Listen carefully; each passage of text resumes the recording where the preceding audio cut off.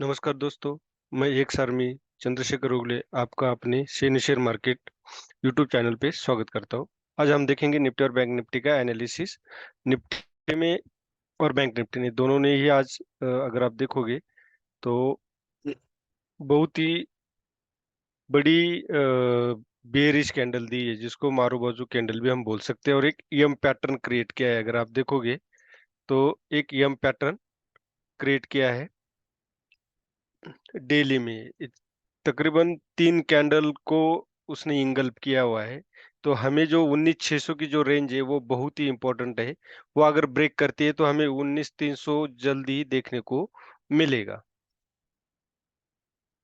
अब हम top to bottom analysis में हम देखेंगे आवरली में। आवरली में भी अगर आप देखोगे तो एक एम पैटर्न आपको क्लियर देखने को मिलता है। तो 19,600 की रेंज ब्रेक होगी तो हमें 19,300 मिलेगा। सो अभी जो इन्वेस्टमेंट है उसमें आप ज़्यादा इन्वेस्टमेंट ना करें। थोड़ा-सा इन्वेस्टमेंट के लिए आपको अभी हाई ब्रेक होना ज़रूरी है, या तो एक मार्केट का करेक्शन होने दें। अभी देखते करेक्शन कहाँ तक मार्केट आके रुकेगा। इंट्राडे में हम देखेंगे कि 5 मिनट में हमें क्या देखने को मिलता है, हमें कहाँ पे ट्रेड बनता था। आज सवेरे ही मैंने टेलीग्राम पे भी दिया था कि पीसीआर नेगेटिव है, और जो गामा है, वेगा है, वो गामा से ज़्यादा है। तो और थीटा भी 100 से ऊपर काम मूवमेंट दे रहा था, 100 से ऊपर था उसका थीटा के नंबर भी। तो इसका मतलब गामा मूव आने वाला, ये तो मैंने सवेरे ही 9:24 पे ही दिया था। तो आज अगर हमारा ट्रेड आप देखोगे तो यहाँ पे बनता था। यहाँ पे बनने का कारण ये था कि कंसोलिडेशन दिया था। कंसोलिडेशन के बाद ये अगर आप देखोगे तो कुछ कंफ्यूजन वाली कैंडल थी। स्टार, ये ग्रेवस्टोन डोजी, और ये स्टार कैंडल, हैमर, इन्वर्टेड, ये शूटिंग स्टार, इस तरह की कैंडल यहाँ पे बनी थी। कंसोलिडेशन दिया था, इसका मतलब यहाँ छोटा सा हमारा स्टॉप लॉस बनता, और यहाँ फर्स्ट ट्रेड हमारा था। और उसके बाद आप देखोगे तो सेकंड ट्रेड जो हमारा बन रहा था वो यहाँ पे, क्योंकि एक छोटा सा बॉक्स पैटर्न बनाया था, तो यहाँ पे भी एक ट्रेड बनाया था, और यहाँ भी देख सकते हैं अभी गामा मूव आया। तो ये दो ट्रेड आपको इसमें इंट्राडे में डिसिप्लिन और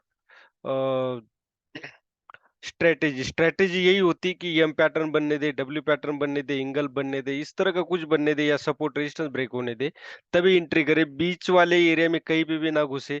जैसे ये है, यहाँ पे एरिया पे घुसोगे तो आपके स्टॉप लॉस बड़े हो जाएंगे, और यहाँ पे आपको फिर जो ऑप्शन है प्रीमियम, कभी कभी गामा मूव होता है, वेगा वेगा बहुत हाई होता है, तो आपके यहाँ स्टॉप लॉस बहुत बड़े बड़े हो जाते हैं। तो इसका ख्याल रखें, रनिंग कैंडल में ना बैठे। इंट्राडे में आपको बहुत संभल के ट्रेड करना पड़ेगा अगर आपको एक सक्सेसफुल ट्रेडर होना है तो।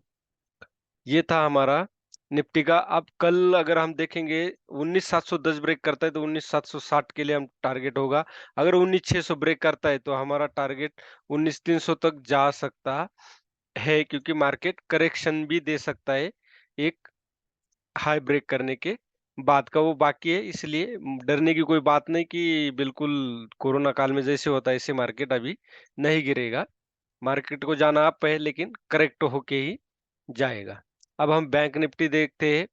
बैंक निफ्टी में अगर आप देखोगे सेम इंगल्फ कैंडल बनी है। आवरली में अगर आप देखोगे तो सेम एम पैटर्न बना है। अब बैंक निफ्टी में 45,560 का ये इंपॉर्टेंट लेवल है। ये अगर ब्रेक होगा तो हमें 45,290 जल्दी देखने को मिलेगा, और एक सपोर्ट एरिया है। उसके बाद अगर हम देखोगे तो 44,550 तक आने की भी संभावना है। ये पूरा अगर आप देखोगे, ये वाला एरिया, ये पूरा सपोर्ट वाला एरिया है, तो यहाँ पे बैंक निफ्टी फंस सकती है। तो यहाँ पे कम क्वांटिटी में ही ट्रेड करें। अब हम 5 मिनट में देखते हैं कि इंट्राडे में हम कहाँ पे ट्रेड कर सकते थे। सेम यहाँ पे हम ट्रेड कर सकते थे, क्योंकि कोई भी गैप अप या गैप डाउन के बाद हमारी स्ट्रेटेजी क्या है, 30 मिनट की। 30 मिनट के बाद अगर आप देखोगे तो यहाँ पे एक ट्रेड बन रहा था।